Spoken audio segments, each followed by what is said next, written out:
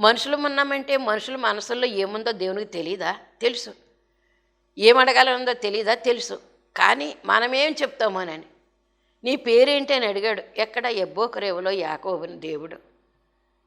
పెనుగులాడినటువంటి సందర్భంలో నీ పేరేంటి అని అడిగితే అక్కడ, ఎందుకంటే తండ్రి దగ్గర యాసావుని అన్నాడు, లాబాను దగ్గర మోసం జరిగింది, ఇప్పుడు ఏం చెప్తాడా అని దేవుడు ప్రశ్నించాడు. నీ పేరేంటి అని. నేను యాకోబునయ్యా అన్నాడు.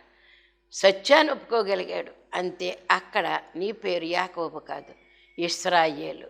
దేవునితోనూ ప్రజలతోనూ కూడా పోరాడి గెలిచావు నువ్వు. కనుక నీ పేరు ఇశ్రాయేలే కానీ యాకోబు కాదు అని అక్కడ పేరు పెట్టినట్లుగా ఆదికాండం 32 అధ్యాయంలో మనం చూస్తూ ఉన్నాము.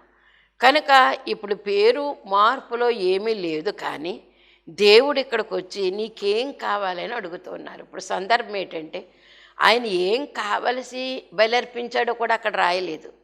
ఇప్పుడు బలులర్పించాడు కాబట్టి దేవుడు వచ్చేసాడు, దిగి వచ్చేసాడు. నువ్వు స్తుతులు చేసావు కాబట్టి దేవుడు తప్పనిసరిగా నీ దగ్గరికి దిగి రావాల్సిందే. నీ మనవేంటి అని అడగవలసింది. అడుగుతాడు ఆయన. గొప్ప దేవుడు ఆయన. ఉన్నానని చెప్పినటువంటి దేవుడు.